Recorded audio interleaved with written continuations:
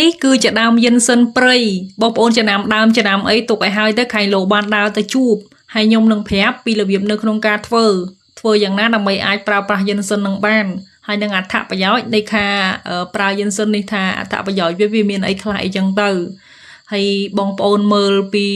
របៀបនៅក្នុងការជីកយិនសិនដោយការប្រយ័ត្នប្រយែងខ្លាំងយិនសិនសំខាន់ណាស់ឬរបស់វាមិនអាចឲ្យវាដាច់ទេតែដាច់ក៏ដាច់ទៅបើយើងយកមកប្រើខ្លួនឯងតែបើសម្រាប់គេវិញគឺគេប្រយ័ត្នរឹសណាស់បងប្អូនដូចកាត់ក្រំគេមួយគេតែញយិនសិនគេមើលហើយសិតតែប្រើកែវបង្ហិចមើលថាតើយិនសិននឹងដាច់ឬអត់ទៀតណាបងប្អូនអរគ្នា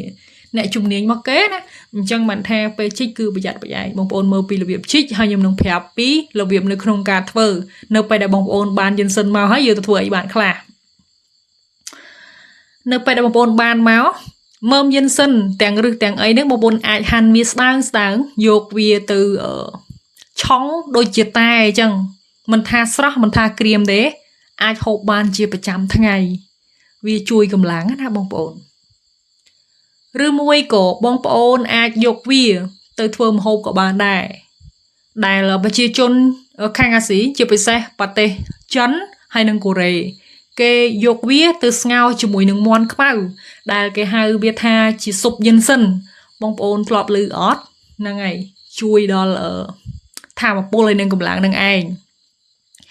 ឬក៏អាចយកវាមកកុំឲ្យញ៉ៃបងប្អូនយកវាមកត្រាំស្រាតែម្ដងក៏បានដែរត្រាំស្រាសយើងហ្នឹងហើយយកស្រាខ្លាំងតិចយកវាមកត្រាំស្រាដើម្បីហូបក៏បានដែរណាបងប្អូនទាំងគ្នាហើយចំពោះយិនសិននេះដែរខាងឱសថក៏គេយកទៅធ្វើជាឱសថហើយខាងអាហារបំពន់ក៏គេយកវាទៅធ្វើជាអាហារបំពន់ផ្សេងជាច្រើនទៀតហើយចំពោះផ្នែកសម្ផស្សវិញណាគេយកវាទៅចម្រាញ់ធ្វើជាគ្រីមឬក៏លេលាបលើមុខលើស្បែកហ្នឹងណាធ្វើឲ្យស្បែករបស់យើងធ្វើឲ្យមុខរបស់យើងហ្នឹងក្មេងជាងវ័យប្រឆាំងភាពចាស់ជ្រាវជ្រួញហើយមុខភ្លឺរលោងស្អាតខ្លាំងអញ្ចឹងទៅឥឡូវនេះមកស្ដាប់ពីអត្ថប្រយោជន៍របស់វាវិញម្ដងអត្ថប្រយោជន៍របស់យិនសិនព្រៃនេះណាបងប្អូនដល់គ្នាវាជួយទៅដល់ភាពនឿយហត់អស់កម្លាំងលហិតលហៃវាជួយកម្លាំងយើងឲ្យឆាប់ត្រឡប់មកវិញបានមកលឿនជួយកម្លាំងជួយអីចឹងទៅហើយវាជួយទៅដល់ប្រព័ន្ធភាពស៊ាំការពាររាងកាយរបស់យើងមានន័យថាអង្គទីករបស់យើងខ្លាំងជួយប្រឆាំងនឹងជំងឺផ្សេងបានច្រើនអញ្ចឹងណាវាជួយជំនួយដល់អង្គទីករបស់យើងហើយវាក៏ជួយទៅដល់ចរន្តឈាមធ្វើឲ្យចរន្តឈាមនឹងរត់បានល្អនឹងជួយសម្អាតជាតិស្ករនៅក្នុងឈាមបានច្រើនទៀតផង